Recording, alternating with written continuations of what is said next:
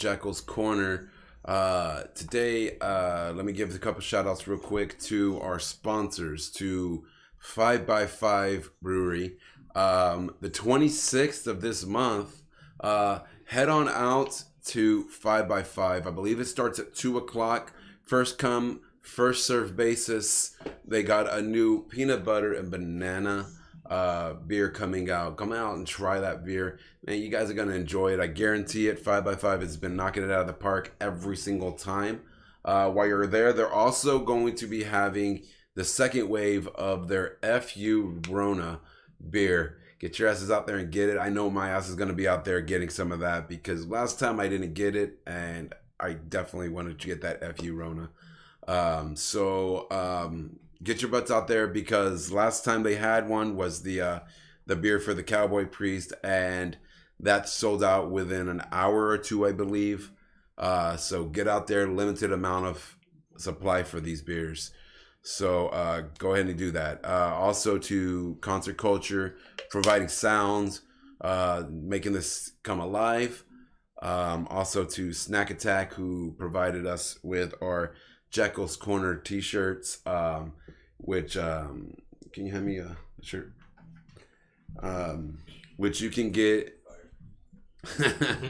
Yeah, these are the Jekyll's Corner shirts. We got these in purple and we got them in black. We got all the sizes from small to 2X. They are $10 a piece. And no, I will not do like most people and charge you guys extra for needing a bigger shirt. So we got 2X. Those are $10 also. If you guys are out there and we don't have your size, let me know, man. In the next batch, I will get you your shirt, and it will be at $10 also. So just hit me up. Let me know. With that being said, let's get to our guest today. I have my brother from another mother, my homeboy, Luey Ochoa. Welcome, Luey. How's it going? It's going pretty good, man. Pretty much, man, like I said, we just keep it chill here. So, but one thing I do want to touch on is that you do have a side hustle, if you will.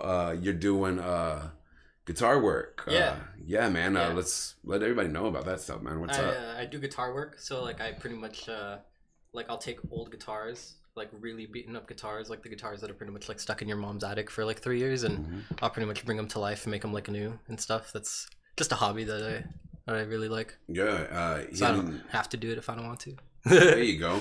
And he's really good, guys. So I mean, hit this guy up if you guys need any work done on your guitar. He's really good at what he does. I trusted him with my baby, and he took it, brought it right back, more beautiful than it was before.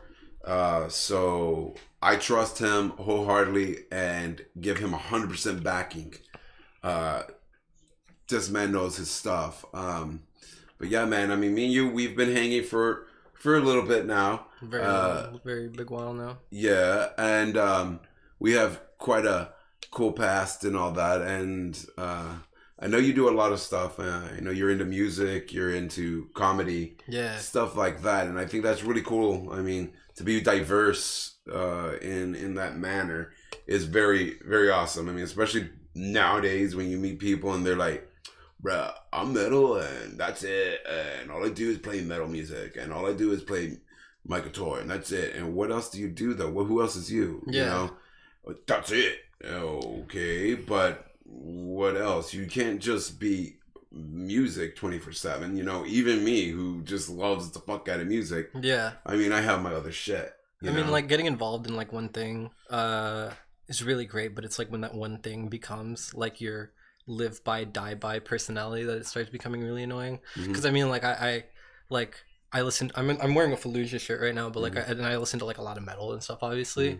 But like people get really upset, not often, but like I've had people get upset before, like when I tell them that I listen to like rap or hip hop because they don't think it's like good music or something. Yeah. And like I try not to fit into one group, you know. I mean, aside from like just the black shirts, I mean, I guess that's really it, you know. I mean, I don't have like tattoos or nothing. Yeah. You know, you're one of the ones that got me into some of the rap and hip hop that I listen to. You know, the first one that brought The Weeknd over for me. And I remember the first time you showed me that, you're like, hey, I want to put The Weeknd on. I was like, oh, man, bro, for real? Yeah, bro. I remember you were so upset that day. Like, you were so salty. But, like, no, but then I remember there was another time where because I remembered you were salty, but I knew you would like this song. I showed you Blinding Lights.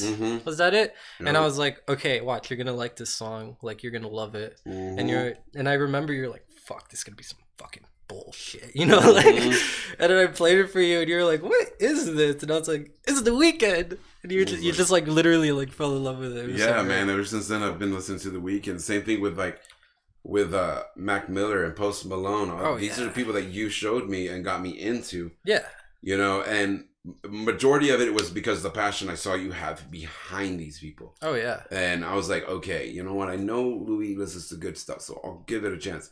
Which, like I told you, that is very rare that I let anybody play that type of music in my home. You showed me it, and I was like, this is good shit. Like, yeah. It's really good. And then I started looking into Post Malone and noticing that, holy crap, this guy really is a musician. Like, this guy plays a shitload of instruments and writes his own shit. And like I don't know if you know him, but like he literally like auditioned to play guitar for like Capture the Crown, I think. But they turned him down. I don't remember like what the full story was behind it, so like I don't want to say anything, but like I just know that he got turned down, and now he's making like billions of dollars and not Capture the Crown, Crown the Empire. Crown the Empire. I think it was Capture the Crown was another band. Yeah. But I think it was Crown the Empire, and then like they're wherever. Yeah. I haven't heard about them in years, to be honest. Right. But like yeah, I mean I try not to fit into like one group, you know. Well, yeah, and then that's how I am. That's like I get offended when people just put me in that box. I get a lot of people. I'll post music up, and it's stuff that's totally not the stuff I normally would.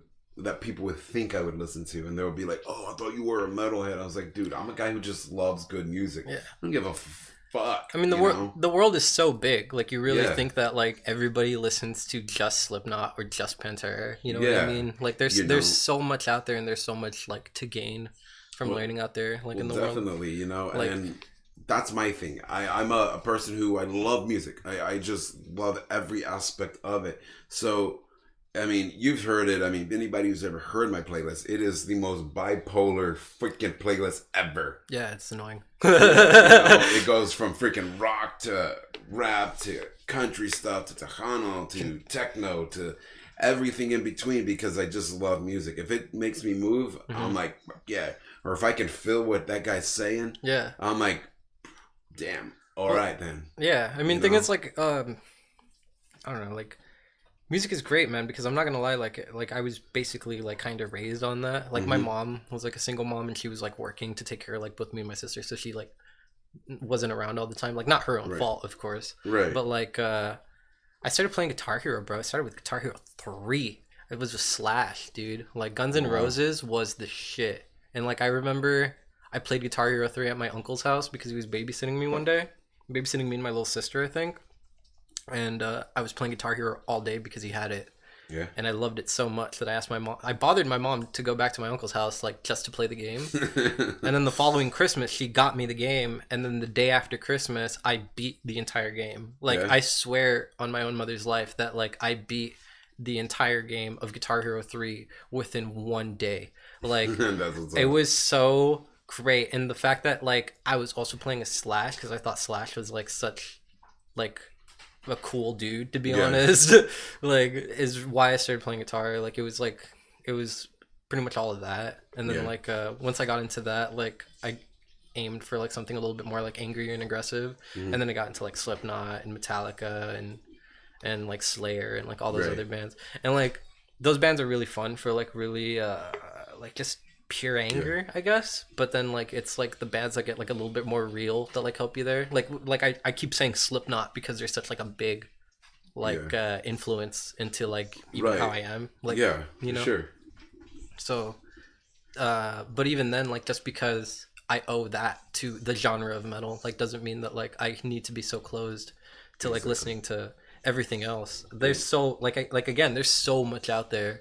Like, Corey Taylor didn't just listen to whatever death metal bands. Definitely not. Definitely not. You know, and And that's the thing is, in actuality, Corey Taylor's been on interviews where he said that growing up, his favorite stuff to listen to was stuff like Mozart and Bach and stuff like that. And people like Ronnie James Dio, who said that he was raised on Christian gospel music. Oh, yeah. You know, and people don't get that. They put you in this little box. And that's the thing, is that you get put in a box. And when you get put in that box, people just think, okay, well, it's just the way I have to be. And fuck that shit, dude. Nah. Be whoever the fuck you want to be. It doesn't matter. Hey, you know what? You can listen to freaking Cannibal Corpse and then turn right the fuck around and listen to Britney Spears if that's what you're fucking feeling. Dude, yeah. Honestly. You know how much I love Cher? Bro. Like, I would let Cher peg me, honestly. Like, straight up. Who understands? Cher is the everything. Like, oh God. Look. Actually, for me, if I'm going to be 100% honest right now, like, if there is a female celebrity artist out there that, like, if she came up to me and was like, I'm going to peg you right now, like, no lube, it would probably be SZA. There you go. Or Doja Cat. But I feel like Doja Cat would have, like, I don't know, I feel like she would just go way too rough on that, to be honest. So I would go with SZA because she's more sophisticated. Right? Sophisticated pegger. Yeah, dude. But never tried it? No. But no, I mean, I actually went to go see Cher when she came down. I don't want to talk about that. Huh? I don't want to talk about that. Because I I didn't go. I didn't even know she was coming. Nobody advertised it or nothing. And like, I'm disappointed in myself for not knowing because I love Cher. So then I remember, because I was crashing on your couch that time when she came, right? Yeah. And I went to work. I was working at fucking Red Lobster, and I came back at like maybe midnight or 11 in the morning, and I was like, I asked Brenda, I was like, hey Brenda, where's Steven? She's like, oh, he's at a concert. And I was like, what concert? I mean, I know you go to concerts all the time, but I was like, what concert did you go to? And she was like, Cher. And I was like, you went to go see fucking Cher? Like, I was so fucking pissed, dude. Like, honestly, like, I would have punched my boss in the fucking dick hole, like, just to go see fucking Cher. And I feel like he would have been okay with it, too, because it's fucking Cher. Yeah, honestly. Exactly. But, yeah, dude, I love Cher, man. I was just thrilled as hell because Alan put it in the group chat. I was like, hey. It was Cher and Slayer that, like, or no. Yeah, Slayer. When Slayer came down, because I was also working that night. But the thing is, I had to work so much because I had to get back on my feet. So yeah. But like, that was another badass show, man. Hey, I would have waited another month to get back on my feet if it meant going to see Slayer. Right. Or Cher. 2 months if it was for Cher, to be honest. Like, because it's Cher, man. It was amazing, dude. She puts on a fucking hell of a show. I'll tell you that. Oh, I wouldn't know. So the next time she comes through, we'll bring you with us. Because we're planning on doing front row with her, dude. Dude, speaking of good shows, I was watching like live performances the other day. Like live performances that I used to watch on YouTube like back in high school, like maybe like 6 or 7 years ago, however long that was now. But I was watching like some Slipknot ones when they were like in Rock in Rio. Same with Metallica. Metallica was another. Gojira was a big one. Gojira is crazy. But the band that I think probably has the best live performance that I probably would actually kill to go see is Muse. Oh yeah. Like Muse is just so like. You ever like have that band that like you didn't listen to them a lot. And they weren't like you don't know any of the members in the band's name. Like you just know like 3 songs and then that band, like, but it means so much to you. For me it was Muse. Also because they were on Guitar Hero 3, but like their live shows are absolutely fucking nuts. Oh yeah. I'm not gonna lie. Like if you watch a Muse live show and do what Muse does live, your band won't suck. So like these are facts. When I lived in Austin recently, that's who I went to go see. I saw them in a concert, and I was just like, just melting. Like they're so too amazing. It's just, and I tell everybody if you get a chance to see them, fucking go see them. It's because thing is like bands like those are great not because they're good in the studio but also because they're good live. And there's such a big difference that there's so many like local bands, and I'm guilty of it too. Like when I was in my own local band, like maybe fuck all I don't know 3 years ago, when I was in high school, same time. But like there's so much more to just like playing what you play in the studio live. Like, yeah, for sure. I mean, of course it's good to sound the exact same that you do in the studio live. Like that's always a good thing. But there should be more than just the fucking album you're playing. You know what I mean? Yeah. Like bands like Muse, bands like Slipknot, bands like fucking like even hip hop. Like have you seen hip hop concerts? Yeah. Like like I'm not gonna lie, some of the hip hop concerts like that I've seen are pretty whack because they'll just literally just plug their fucking iPod into the PA and then the rapper will just jump around like that. But like some of them, like it's because they're not just covering their own song. Yeah. Like it's because they're fucking like interacting with the crowd and making them do shit for the song that feels like it's part of the song. Yeah, dude. That like makes them go absolutely fucking nuts. So like when I go to a local show and I see a band just covering themselves, it's like it's not bad. I mean, what else are you supposed to do? Yeah. But it's also like, you know, there's always some way you could spice up to it. You could spice it up. And it's just like I don't know how to put it. It's kind of lazy if you don't. Yeah, that is actually. You know what I mean? Well, yeah. And I'm not trying to put anybody down. Like if it's your band, you do whatever the fuck you want. I don't care. But like, you know, if you want to take my advice for something, anybody who's listening, you know, like. Well, yeah, for sure. I mean, you look at it like this. I mean, bands that stick out are always going to be the bands that are going to go out and make a difference. Yeah.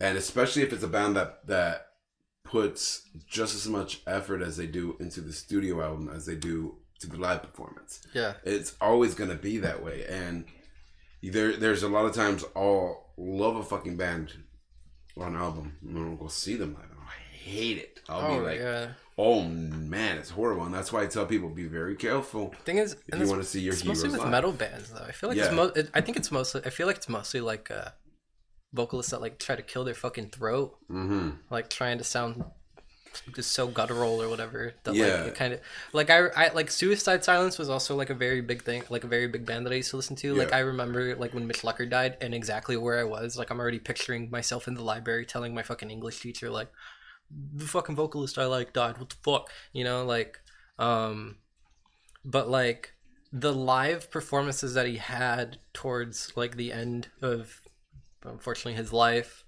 like they just kind of got pretty whack because when he tried to scream, it sounded like Donald Duck, bro. Like duckcore is what people would call it in the comments. Yeah. And it's like I don't know, like it's just like I just lost my train of fucking thought. 5x5, that's what it does to you. Yep, these are facts. But like I don't know, you take it away. Yeah, man, but it just goes back to that, and it's anything that you do. It's not just music. It's anything you do. Put it all in. And that's where a lot of people go wrong. Is that it's their dream, or they say it's their dream, but yet they're not willing to put the time and money into it. Absolutely. I've met so many bands when I was in a band. I've met so many bands that like there was only one guy like leading the way and everybody else would just put money in when that one guy would say like, oh, we're gonna go play a show in Laredo. But like if you look deep into it, like sometimes it's really just that one guy that has passion and everybody else is just kind of there because they play the instrument. They play the instrument and they have a job to support like whatever, you know, fuck shit they're doing. But well, kind of when I was in my old band, like I have to give it to my vocalist, honestly. Like my vocalist slash guitarist at the time, because he kind of did a lot of it, and like it really showed me like there's so much more than just like playing shows. Like I remember like I think I left the band at the time, but I remember him telling me like, oh, we're gonna go to Louisiana now, we're gonna go to Canada now, we're gonna go here and there now, and like that, you know, that band that I used to be in now has like so many fans like everywhere because it's like more than just playing your local show and when's the next gig. Like you have to do so much work for it, and you have to be so smart with it. And it makes me so mad to see like all these local bands be so fucking stupid with their money and like just try to rip everybody else off in the music industry. Yeah. The thing is, I used to do graphic design like a while back. Yeah, and I like remember you telling me. yeah, it's been a minute, and I don't really talk about it much because I only did it for like maybe a year, and I didn't really get too far. Mm-hmm. But I knew people who like did big stuff. Like I knew a guy who had like some merch commissioned for him for like As I Lay Dying in Metallica. Yeah. And there was like another guy I knew that like actually got like one of his designs approved for Katy Perry. So Wow. I knew some good people, but thing is like it's not cheap like being in a band. Like it's it's not. very expensive, but you have the privilege of having three, four, or five other however many fucking people are in your band, like being able to split that cost with them. Yeah. But it's the fact that they're not passionate, so they'll split the cost with you, but they're not going to do any of the extra like. Yeah, but and that's the thing though, is that there is times that you have 4 or 5 people in a band, but only one's paying anything. Everybody Absolutely. else is just saying, "Oh, I'll get you back later on it," or anything like that, you know. And the thing is that any passion is going to cost money. It doesn't matter what it is. Doesn't matter. You know, Unless you're collecting rocks. right. Well, even with that, it's going to cost you money because you're going to have to be putting money in for gas to travel down to see other places with rocks and stuff like that. So even then, I can just go outside. yeah, I'm just giving you shit. you could, but you see, pretty much anything that has a passion, it's going to cost you something.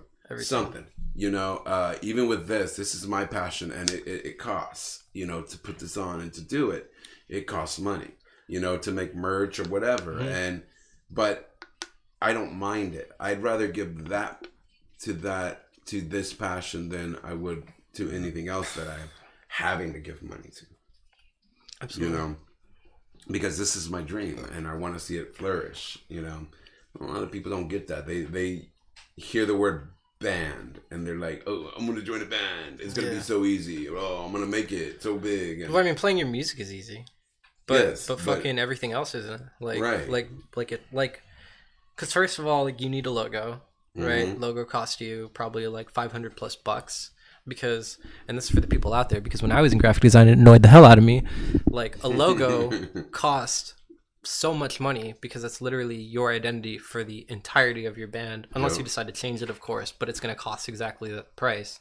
And like you get what you pay for if you pay for like $150 for a logo. Yeah. But like it's not just the logo, then it's an album cover, and then you gotta get the album cover, then you gotta get the CDs, you gotta get the prints for it, the t-shirts, the travel for the shows, the equipment, like backup equipment if you're that type of band. Like there's so much stuff in it. And it's not wrong to try to get like the cheapest possible like price, but it's just the thing that like you really do get what you pay for. And there is no assistance. Like the only assistance you get is luck. Yeah. Really. Like yeah, definitely. And that's the thing I try to get people to understand is that, you know, especially one thing that has always annoyed me is when people do that, they'll go to a person to get graphic art done or anything done, and they expect the homie discount. And I'm like, if you're a real homie, you're gonna pay full price for that because you're supporting your bro. Yeah. You know, I have a lot of bands that want to gift me their shirts, and I'm like, no, man, I'm buying this shirt. Yeah. You know, because there's so much, like there really is so much money that goes behind it. Like when you buy a shirt off of a band, the band, like depending on how they price the shirt, are really only getting like $5-10 profit. Yeah. And like a shirt that might not be that bad, but also when you consider that like they're using the fact that you bought a t-shirt for all the other 6 or 7 things that I named, it really isn't shit. Like to be honest, like it's not a lot. Yeah, it's not. And the only way that you could get around that is if you really, really do work hard and you really grow the connections for it. Yep. And like I'm pretty happy to say that like I don't want to like sound like cocky, but I have those connections in a way. Yeah. But like it's taking advantage but not being an asshole with it, really. Yeah. And also your money. Like that really is such a big factor. Yeah, it definitely is. It definitely is. You know, and so that's usually the people that I support. I can see the people that are in it for the right shit and the people that are in it just because they think that they're going to make it big the next day, you know. And those usually die out. Music is one of those things that you don't have to do anything. They weed themselves out. Yeah. because it becomes too hard. Yeah, And you don't have to do anything for a band to go away. They'll go away themselves. Like if they really, like, especially if you're a local band, like it takes literally months to build up a local band. Yeah. Like if you're lucky, like because people just already know you for whatever reason, weeks. But it literally takes like about a week to kill it. Yeah. Even like at least if you're in a local band. Yeah, for sure.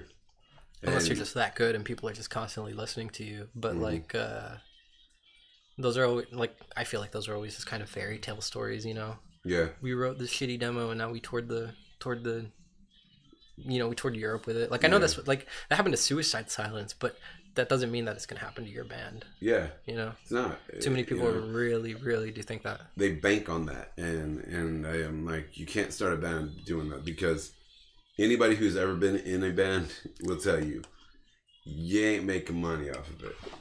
No. No, you're not. Only there. Maybe if you're smart with it. Yeah. I had a couple ways maybe thinking about like how to actually make money off of it, but it wouldn't be much. It would just be enough to like, I put in $1,000 here, and if I sell merch and get that money back and a little bit of profit, that's all gonna pay for itself. It's not gonna give you much money back, but it's gonna give you enough to be steady enough to keep printing your shit. I mean, again, if people like your music, because sometimes your music really does fucking suck. It really is fucking horrible. And that's why people don't buy your shit. Everybody knows you, but they don't buy your shit because your music probably really sucks. Yeah, definitely. You see, and it has to do, it always has to do with attitude too, man. I mean, when I first moved down here, there was this band. Lord have mercy on these poor guys. I feel like I already know who you're talking about. Bro, we have a question from Arcade Butter. He says, what about solo? A lot cheaper.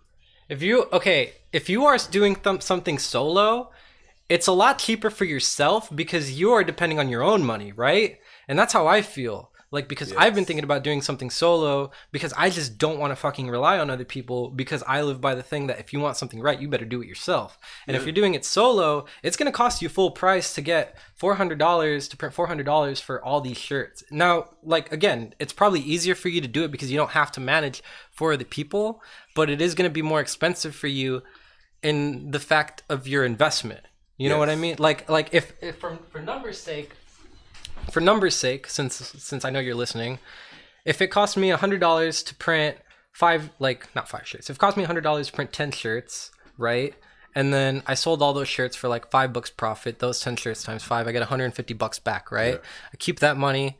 That $50 either goes back into getting more shirts and getting another $50 profit, because again, you need this money for your band, like, regardless. And don't just promote it on Facebook, but like that. And then like when you keep accumulating that money, hopefully if people keep buying and you have that steady source of people buying your product, that's where you get your money from. Right. So if you're doing it solo, you could be real smart with it. And this also applies to if you're with people. If you're with people, then obviously this cuts the cost down so much more, because you're dividing it by I don't know, however many people are in your band, right? Yeah. But again, it's just more people to manage, and there's more opinions in the band. And not that that's bad, because Slipknot has like 9 fucking people, and that like all of them except for maybe like 2 members aren't in it from the original members right now, right? But like but like, again, managing people can be hard. And I was in a band when I was in high school that I absolutely loved being in. I loved it, dude. Like, it was like, naturally I write heavy metal. Like if you gave me a guitar and I sat down and played right now, it would be metal. Yeah. But like, this was a band that I was in that wasn't even that, and it meant so much more to me, and it probably will always mean more to me than any other musical project that I've done. But I had to quit that band because I'm not gonna say who, I'm not gonna say names, but like one of the people in that band and I disagreed so much that I said, absolutely fuck this. And I felt bad because the other 2 people that I was in a band with was great, but it was that one person that really killed it for me. Yeah. And ironically, that one person that killed it for me also killed it for that band so hard. In another situation, that's enough for probably another podcast later, but he killed it for them so hard that they had to change their name, and their label had to redistribute everything. I think I'm not sure of the full story, but I just know that they had to change their name and do a bunch of other shit because one person fucked it up. Yeah. And I mean, that's why I say it takes a week to kill your band. Yep, it does. And Solo. I've been wanting to do solo stuff more and more recently because the way I see it is this: even if you have 4 or 5 people, like I said, majority of the bands, you end up paying for it yourself. Especially if you're the most passionate one, you end up paying for it yourself. So oh yeah, you might as well, if you're doing solo work, you might as well stay doing solo work. You're doing all the work by yourself anyway. Might as well do it that way and enjoy everything that you're doing and not have to worry about 3 or 4 dickheads that say, oh no, we can't play this show because we got a party to go to, or we got to do this, or somebody coming in too wasted to fucking perform or anything like that. You don't have to worry about that shit. Like the only way that you should worry about that is if you are going to tour. But if you are going to tour and you're going to have people in your solo project, you also have to worry about paying them because they are touring for your band. Keep in mind. Yes. So if you do it solo, like it is going to be a little bit more pricey if you want to tour. Yeah. Unless you just meet people that also write the same music you do. Yeah. Like, I mean, I would, at this point right now, as I speak during this podcast, I would prefer to do a solo project. Right. But if somebody came along the way and like we just completely like You connected meshed, with it, yeah. like that is one. Yes. Yeah. There is absolutely. nothing wrong with that. Nothing at all, but there is very successful solo artists that do the whole thing without anybody. Tash Sultana, she does everything by herself. There's no other band member in her shit. She does it all by herself. Never hires another band. It's just her. Even on the live shows, it's her. She doesn't want all that. Every now and then, if it's like a huge show, she'll hire a band on there, but they're not seen. It's nothing like that. It's her. She does everything herself, writes all her shit, does it herself, and it gives you more freedom. It really does, because you don't have to worry about anybody's bullshit at all. If you wake up one day and you decide, fucking, hey, I want to fucking cover or redo a Post Malone song, you can do that. You don't have to worry if A or B or C is going to be like, nah, man, we don't like that. You could just fucking do it and just fucking do it. So I've looked at it like that. I've been in many bands and I always wins in the same thing. I'm end up paying everything, or it's me and one other guy. Yeah. And I just got to a point that I was like, I'm a solo artist anyway then. If I'm doing everything myself, might as well just do it. It really can feel like that if you have members in your, like, I remember I had this one who was a bassist. Would you not believe it? Fucking bassist. I had like the bass, because there was 2 basses that we had, but the first bassist that we had, like, he was a good bassist. I'm not gonna shit on his skill at all. Like if he came over here and was like, I want to jam with you, I would jam with him. But like he was very like unmotivated. Like I remember like I guess you would say no call, no shows for some band practices. Like I remember there was this one time where we kind of need him to come because it's like the second week in a row that he hasn't like come to practice. Right. We like went over to his house and like dude was still like sleeping in his fucking bed. Like, and like it's those people that will make it so hard for you. Oh, indeed. But but like again, if it's yourself by yourself, like it's so much easier to speak for your band, really, because again, it can be really hard managing so many people. Yeah. Oh, absolutely. It really can, and that's one of the reasons that I pretty much stopped doing the whole thing of being in a band, and then I even stopped managing bands and promoting and all that. I was just like, nah, man, I got tired of it. Promoting, in all actuality, anybody who's ever been in a show, you get a show, you go thank that fucking promoter. Yeah. The shit that a promoter goes through, Jesus fuck. Dude, these guys go through so much shit. You really get to realize that there are so many bands that act like fucking babies. Oh my god, yeah. You have to babysit them. I've booked bands that these guys say, oh, I didn't know you wanted me here early. Bro, you're here 25 minutes before you're supposed to get on the fucking stage. Like it's not like it's literally a job. Yeah. You have to clock in before that time. Yeah, I'm like, because it's not just a manager that could yell at you and then that's it. It's like an entire fucking crowd of people. Yeah. And that looks really bad. And I explain it to him like that, and I tell him, look, man, you got to understand something. You get there 25 minutes before. All right. So then now you got to unload your gear, but of course you're in a band, so you want to walk the venue and see what the vibe's like. Yeah. You know, so now you do that. You get caught up with somebody. You're talking to that person. 5-10 minutes go by. Now you still got to unload your gear.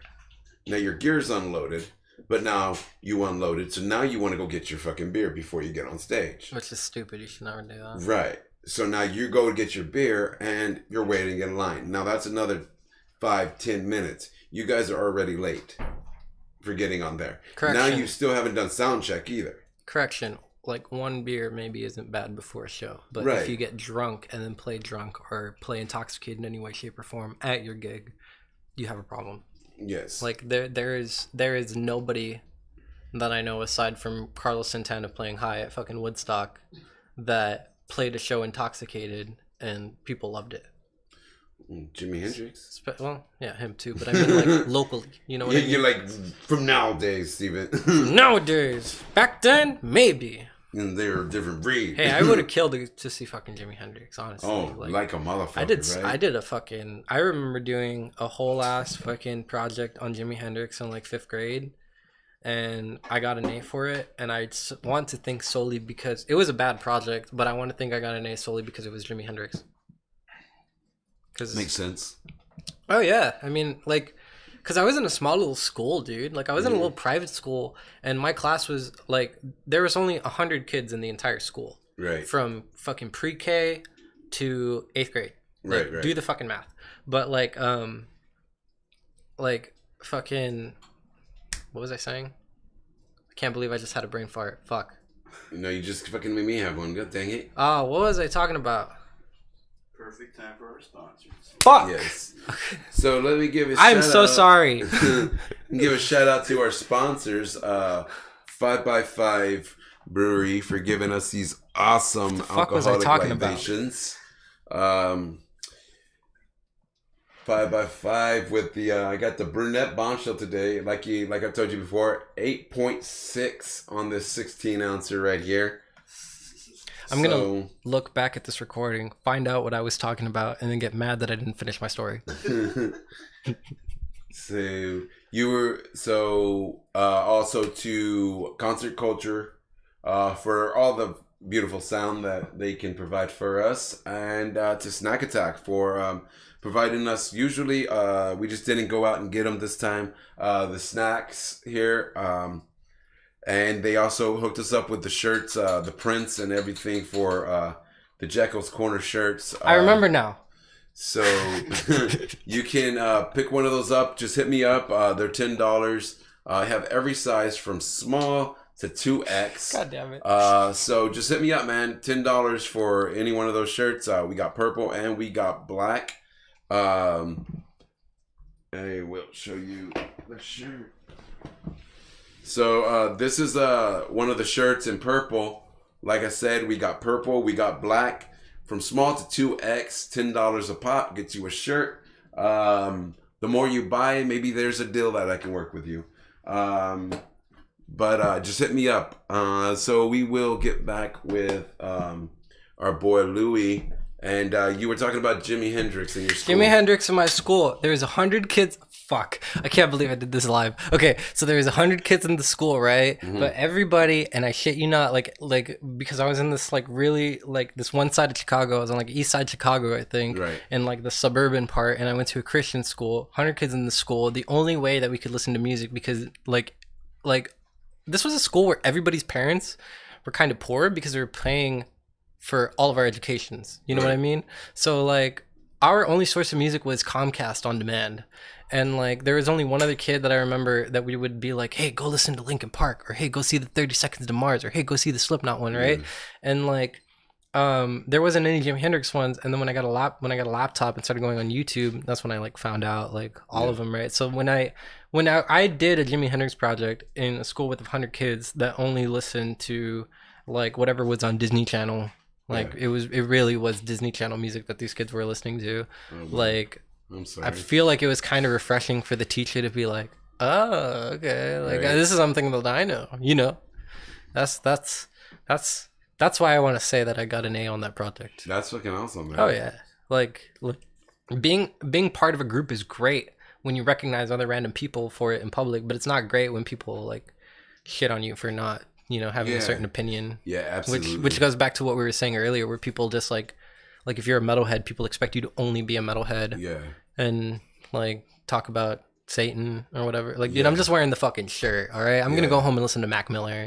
Yeah. Like, and that's my thing is that and that goes for a lot of things. I mean, people always want to just categorize people for one thing, and you're a stoner, that must mean you're lazy, but you don't understand, there's so many fucking people in power that are fucking pot smokers that smoke like a motherfucker, and they're very successful people, they're motivated people. It's Michael Phelps, there you go, he's an American hero. Yeah. One of them medals, man.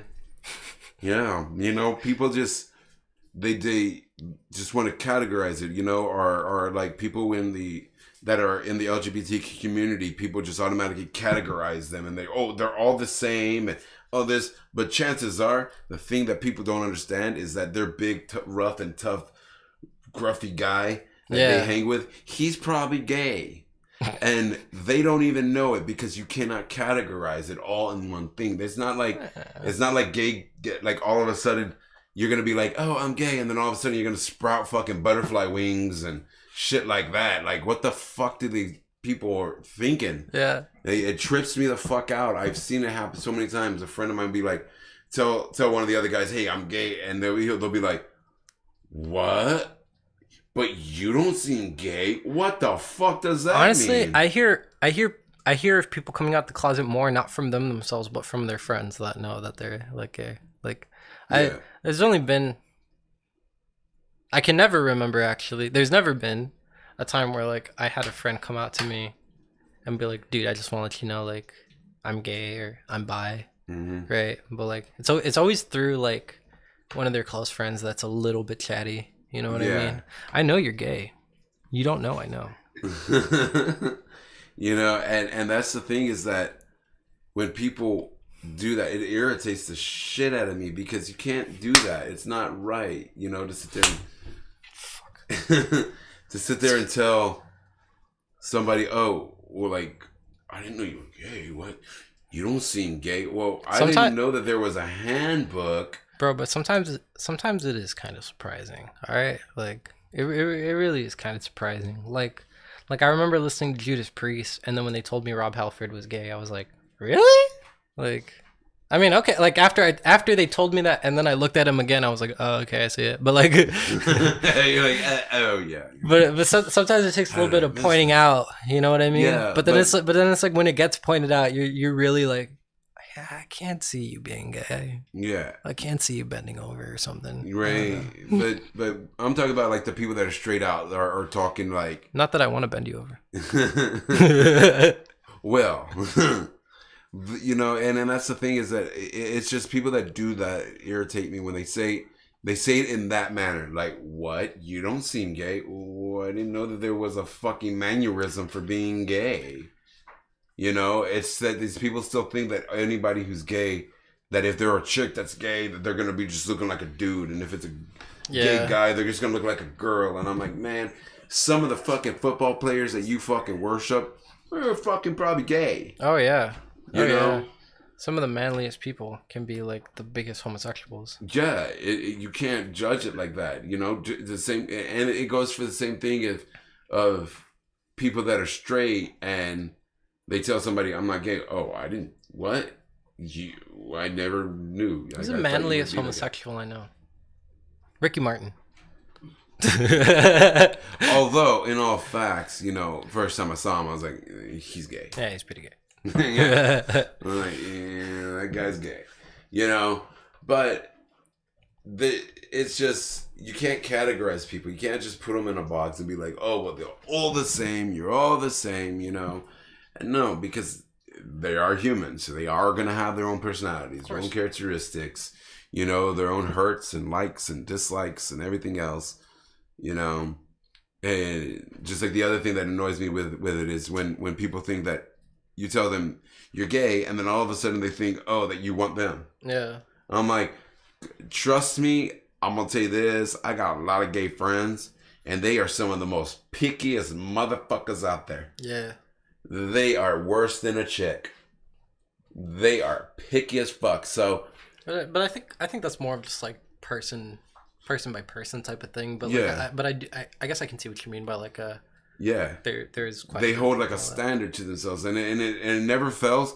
Always the one guy that is sitting there saying, "Oh, you means you want to fuck me." It's always that fat, pasty redneck guy that thinks that everybody wants him, and I'm like, bro, your own wife don't beer want belly you. Dude on Facebook saying girls shouldn't have an OnlyFans or something. Yeah, like it's like, bro, like you don't look any better. Like, yeah, you know, I've just never understood that. And OnlyFans girls look bad. I tell people all the time too with that whole thing with people posting, "Oh, you shouldn't have an OnlyFans," or "You're not wife material." I'm like, dude, shut the fuck up. Honestly, when I see that, I just it's not your fucking life. Well, thing is, like, dudes in general, like, could just be kind of pigs, bro. Like, I'm gonna be dead honest with you. Like, 100%. I have met so many dudes, and there's actually like one dude that comes to mind because I remember him saying like, "Oh man, I'm a pig. Like, I'll have sex with anything," and I was like, "You really just admitted to that? You fucking slut." like I don't know. It's something about like whoring around, but if you have a dick, like that's like something you could boast about. But then like when they hear a girl say the exact same thing that they just said, that it's just. I mean, like, what's it fucking doing to you? You know? Yeah. Like, it doesn't matter if you don't agree with it or not. Like, it's not like you're not gonna fucking sleep at night because fucking Becky over here has an OnlyFans. Yeah, you know, and you know, and the thing with the whole OnlyFans thing, the only reason people are having an attitude about it now, guys are having an attitude, is because they're not getting nudes for free, and that's it. And then the thing is so stupid is that they're like that, but I'm like, dude, do you understand how much free fucking porn there is out there? It's out there. If you don't want to pay for it, don't fucking pay for it. Yeah, it's always weirding me out. Like, dude, there's so many boobs on the internet. Why do you want to see one specific set of boobs? Like, they're probably just gonna look like the exact same one that you're gonna find if you go on fucking Pornhub or whatever your choice of pornography is. Like, yeah, it makes no difference. Like, it's just like it's literally just because you could imagine the person you want to see's face with it too. I guess. I mean, I don't know the whole thought process behind that, right? Because I'm not like that. I don't think like that. Right. But it just seems really weird, like when you literally have an entire fucking internet to see millions and millions of boobs or ass or whatever it is, or whatever dick if you're into whatever that. your kink is. You know, whatever feet. Yeah. I mean, that's weird, but hey, I ain't knocking anybody's trip. Yeah, whatever your fucking mojo is, I mean, rockin' out, you know, you got it on internet, whatever the fuck you want. And that's why I tell people, you don't fucking want to pay, you don't like what they're doing, then don't fucking pay. Go pay, go get your free fucking porn on the internet and shut the fuck up. Why are you gonna fuck with this person? I feel like people who have foot fetishes eat glue. Huh? I feel like people who have foot fetishes eat glue. Like, what is so attractive about this, bro? Fucking nothing. Well, you got to think of this also. I mean, people could say the same thing about people that are fucking into ass or anything like that. They could be like, well, what the fuck is that? You know, it's just within that person. Whatever turns you on. As long as it's not fucking harming little kids, fucking rock and roll, buddy. God, enjoy whatever the fuck you want. I had somebody are animals. No hurting animals either. I had somebody fucking because we're talking about like fucking kids and shit. Only because I remembered it and it made me so salty earlier. I saw somebody like on my Facebook friends list like defending that movie Cuties. Have you heard of that? Mm-hmm. Like, I was so sickened when they were like, "But have you seen them?" And like, no, I don't want to watch the movie. I don't want to be on some fucking FBI watch list. You know what I mean? Yeah. Like somebody was, fuck, man. Like, why is this? It's so crazy how this is a big topic, but like that movie is so fucked up. I haven't seen it. Like, I've only gone on YouTube to see reviews of people who have had either the balls are creepy enough to like watch it and be like, what is this shit? You know what I mean? But like, it's such a bad fucking movie, dude. I'm glad Netflix lost like however much fucking money they lost because of that movie. Yeah. And I got so mad at the person defending it because I was like, you're telling me that they got like they didn't get an actress of age and then have her play as an underage person. They got literal fucking kids Yeah. to go on camera and, you know, shake their ass and talk about like real like I don't even want to say what they were doing because it's just so fucked up to me. Yeah. But like, you know, doing all this shit and they're filming all this shit that they're doing in the movie in front of like all these like grown ass fucking producers. Like it feels like you're just feeding The fire. the fire for these fucking nasty sick motherfuckers, Yeah, dude. these fucking pedo bears. Like I heard somebody say like, oh, it's supposed to make you uncomfortable because it's supposed to show you how wrong it is, and it's like that doesn't matter. You don't need to like. If you're not fucked up in the head, you don't need to see a movie like that to know that sexualizing kids is fucked up. Yeah, exactly. Like, you really don't. And it doesn't change the fact that even if that was the point in the movie, and even if that was, like, the entire thing, and everybody in the studios that were filming this shit were, like, you know, they had that thought process in mind, like, it doesn't change the fact that there are actual sick motherfuckers out there wanking it while they're fucking watching this fucking movie. Well, exactly. And it's so fucked up. Like, well, yeah. honestly, like, well, yeah. You know, but I want those kids in fucking therapy, to be honest. Like, you see all the stuff that happens. So I mean, children have been sexual, or the imagery of sex with a child has been pushed upon American society way before all this stuff. Way before. If you think about it, you look at stuff with porns and stuff like that from even way back then. You have daddy-daughter stuff in there where they make the daughter look super young and everything like that. There's actually porn companies that were out that would literally want that image. They would put the picture of the little 15, 13-year-old girl that they wanted that girl to look like. this career's fucked up, dude. You know, and I think the people who look at, I think they're called fucking lolis, that like anime shit where they like draw like underage girls and like sexual. I think that shit's like you're showing signs of that shit, bro. Like you're borderline. Like, and it's the fact that you are borderline, that you've even gotten to that point. Yeah. Like, is really weird. Yeah. Like you really should get yourself checked out or something. Yeah. Or just get shot. Yeah. One or the other. One or the other. You know, and it's crazy, man. And that is a very big topic right now. But it's like I tell people all the time, too.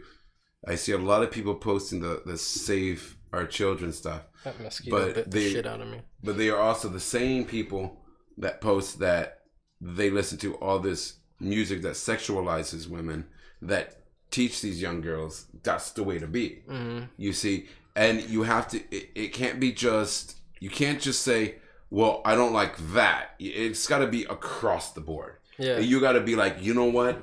You make it okay for these girls to do that. No, you got to empower these girls. You got to empower these boys. You got to, all that. You got to start teaching them that. I don't think it's really like music that sexualizes like that sexualizes women like that. That is the problem. I think it's just really weird fucking people. Like, I mean, dude, I know of Cardi B's like new fucking song WAP, but I've never listened to I know what it's about, but I never listened to the fucking song. But that's the thing is, there also is like girls, there's little girls who listen to that. Okay, you see, there's little girls like my little freaking sister. She loves that song, and I'm like, no, you will not listen to that song. Fuck that shit. And after she started listening to that, that's when she started wanting to dress like Cardi B. You see? And we see that as, oh, they're just being cute, you know?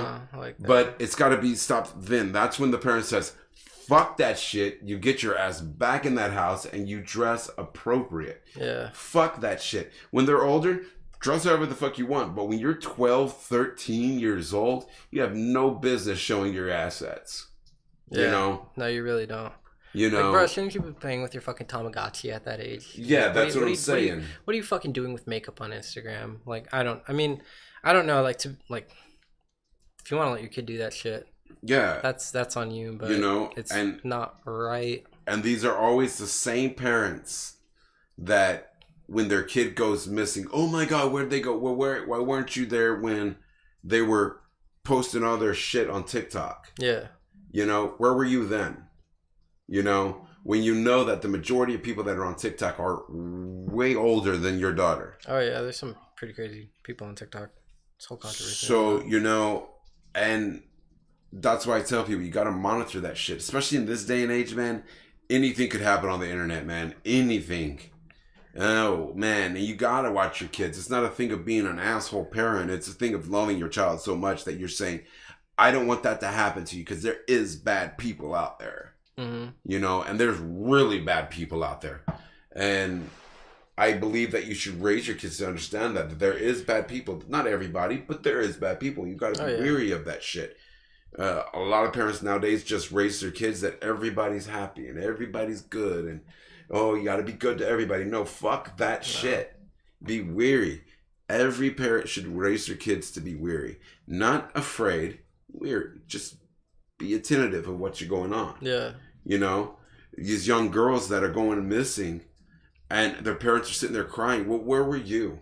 You know, or these parents that say, oh, it's okay for my 15-year-old daughter to date this 21-year-old guy because he's so charming. Get the fuck out of here. It happened once, and I want to tell this story because it was at a place that I worked at, but I really got to use the restroom really quick. Mm-hmm. So with that, let's go to some music real quick.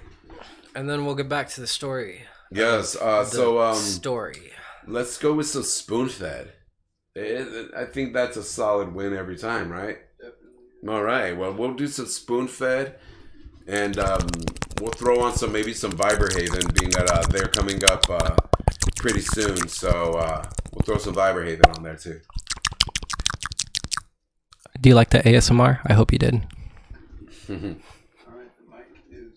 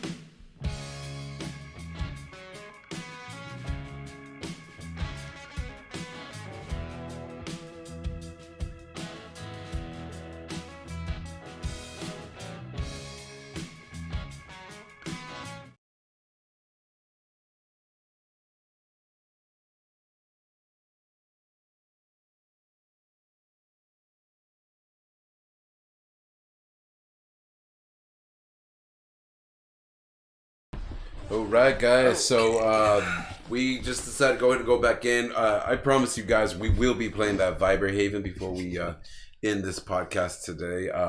We're gonna go a little bit over time today and hang out more with my boy Luey. Yeah, guys. So shout out to 5x5 Brewery for providing all of our alcoholic libations here tonight. Get your butts out there next Saturday at 2:00 until they're sold out. I believe they're just gonna go until 9, but they ain't gonna last that long. They got a new peanut butter and banana. How do you say it, Jay? Peanut butter banana. Peanut butter banana. What is Heffenweiser? Get your butts out there and get them because they sell out quick anytime 5x5 does these special beers. They will also have the second wave of FU Rona. So get your butts out there and get that. I definitely will be getting my hands on that. And see if maybe Jekyll's Corner can get their hands on it a little bit earlier. Shout out to Concert Culture for providing sounds. To Snack Attack for the snacks that we get for the show and the shirts that they made for us, which we will be selling $10 a shirt. Get you one. We got from small to 2X. These are the shirts right here. They come in small all the way to 2X. We got purple and black. With that being said, we will go right back into the podcast and welcome back, Luey. Hi. Yes. So before we were leaving, I think you were going to tell a story. So I don't remember what we were talking about, but I remember the story. But the story that I had was when I worked at there's this gym in Far here, you know, and it's like under, like if you're ever in the Rio Grande, because I don't know where you're listening. Like there is this like Y intersection that we have, and under the Y intersection there is this gym, and it's called the Far Gym, and because it's the only gym in Far, I think. Oh, thank you.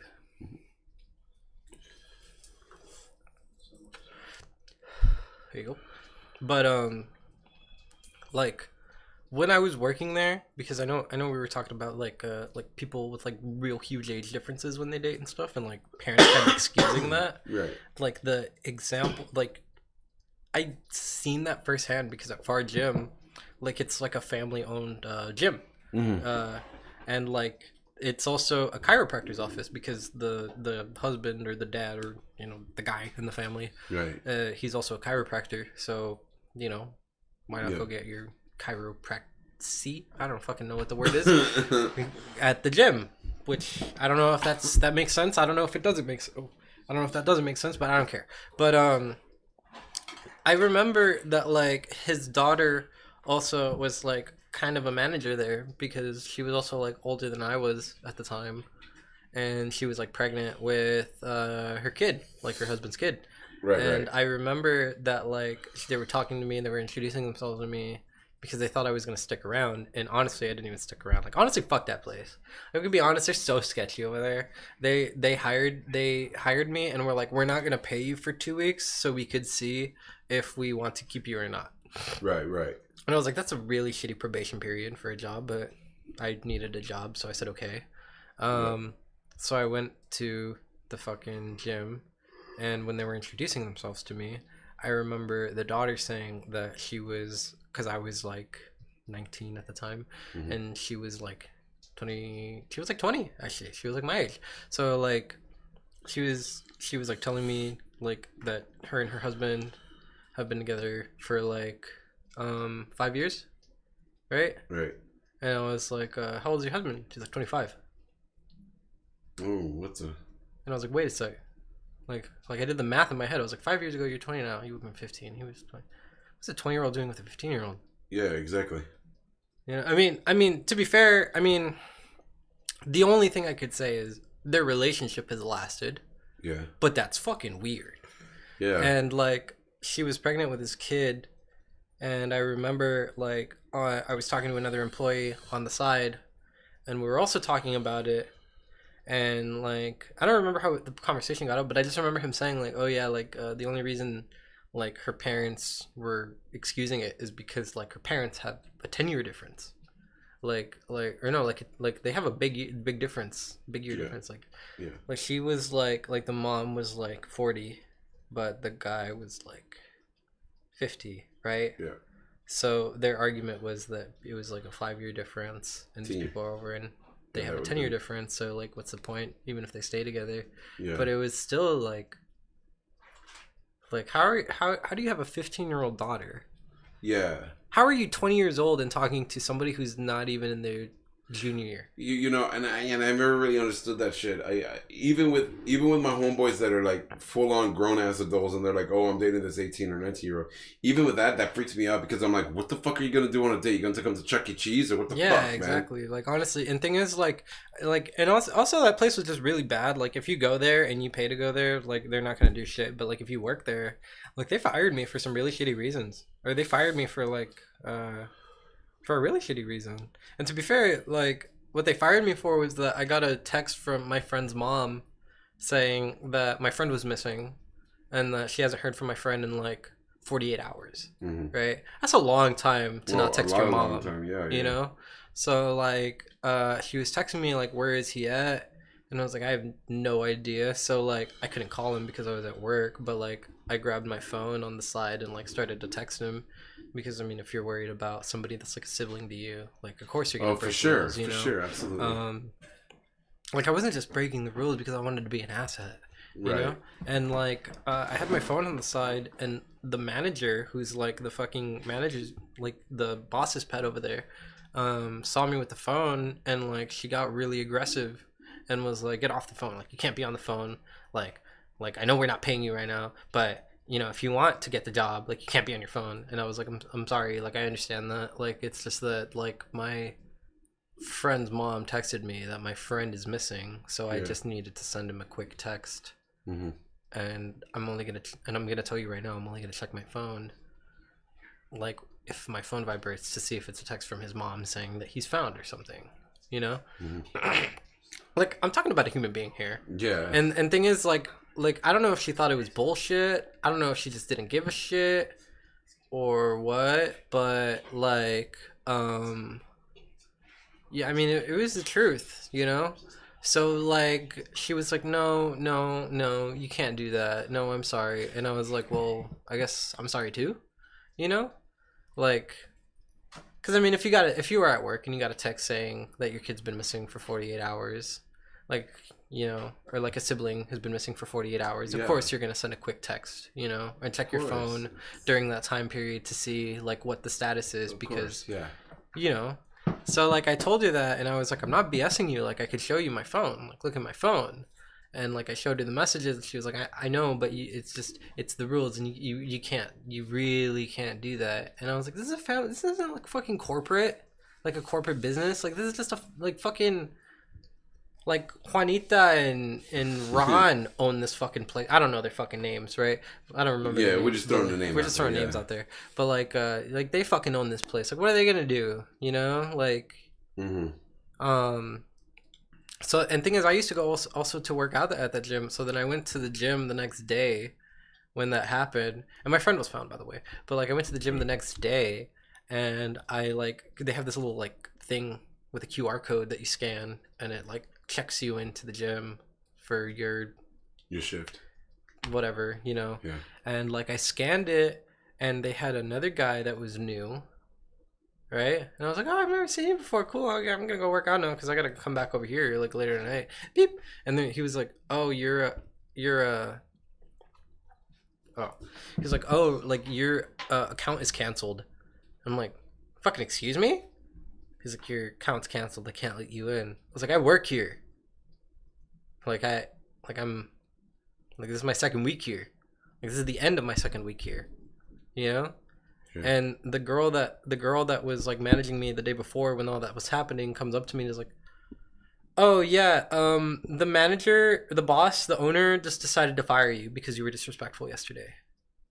And I was like, fucking excuse me? And she was like, yep, because you didn't want to put your phone away. And I was like, I didn't put my phone away because somebody in my family was missing. Like, because this is a friend that like I'm really, really close to. Well, yeah, it's like, a human life. It doesn't like, matter. well, You know? well, and like it's not just some like I don't know. Like this is somebody that I'm genuinely very, very close to. Like my parents know him, my grandparents know him. So I told her, I was like, I was doing that because somebody was missing, and she was like, yeah, but rules are rules, and you have to follow them, and now you're fired. Because she was also really young and real smart ass too. Yeah. So I was like, man, fuck you. I got super fed up in that moment. Like, man, fuck you. Like, honestly, like I told her. Yeah, for sure, like, dude. Like you just go fuck yourself because you really just wasted 2 weeks of my time that I could have been using to go get a better job. Yeah. And then I told the new guy they're gonna fuck you over, and then I just walked out. Like, yeah. Because like seriously, like I wasn't on my phone texting. Like if I'm gonna go party tonight or if I'm gonna go drink tonight, it was about like well-being of human life. I showed her like even my last job, like Red Lobster, which was a job I really hated. Like even if I showed my managers there that, regardless of the fact that they didn't like me that much, like they're not that big of fucking bitches. Where they would have understood that. Yeah, like I like one of the managers there towards the end of my time there like really didn't like me, and I told her that like something happened with my mom, and like the most she told me, which is really like honestly I appreciated it. She was like, look, if you need to make a call, go to the break room. I still never even lit it because I was so like lost in my story, but like it really sucks when you go to those places, man. Like because they really just decide to fuck you. Well, yeah, dude, it's crazy. And then the thing is that I mean, people always want to use that rules is rules and all that bullshit, but are they really following the same damn rules? Because you know what? If that was their homegirl, it would have been a totally different story. Yeah, like if it was the fucking manager and her husband went missing, right? Or if anybody and their family was missing, like I know they would have done that, but I learned it a long time ago, man, because see, I've never been that person ever in my entire life. I have never been that person that just fits in the box of norm, ever. I have not fit into the society. Let me rephrase that. I've never fit into the box of what society's norm is.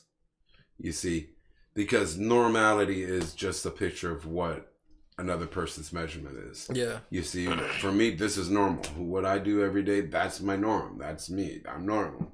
But some people, I'm not. I've always been that guy that was super thin because I was raised by a mom and sisters, and when I was in school, I was the guy that all the girls would come to ask what makeup looked better on them and what clothes went with what and all that stuff like that. And I don't make any apologies for that because it turned me into the man I am today. That's the reason why you got a lot of these dumb machismo fuck toys out there that want to sit there and talk about, oh, I got this fucking fine ass bitch. But you know what, bro? I have a fuckload of girls that message me too and talk to me because they know that I'll listen to what they're going through. And I'm not going to make it a thing about, hey, be my bud or any of that. You see? But then you also got those fucking people that they have that shit attitude. Yeah. They're just shit people.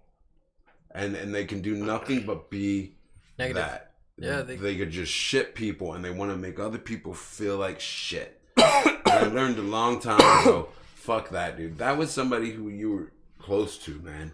Yeah, fuck that shit, you see? Now, like Red Lobster may have been a lot of shit, but it is a family company. Fuck those biscuits. I don't give a fuck. Fuck you. He's gonna be like, he's like, I'm sorry, baby. I still love you, biscuit, but fuck your company. No, like honestly, like I don't, dude. Like, fuck Red Lobster. I mean, I'm not gonna say much because like there are some very good people that work there, but like.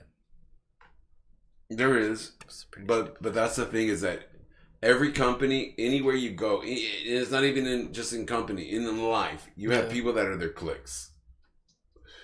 And people who look out for each other, you see. And that was an issue I used to have when I was in management and stuff like that with companies I've worked with, was that people thought, oh, you're my boy, you're going to let me get away with shit. No, I'm sorry, bro. Because this is not my company. Yeah. This is not my money going into this business.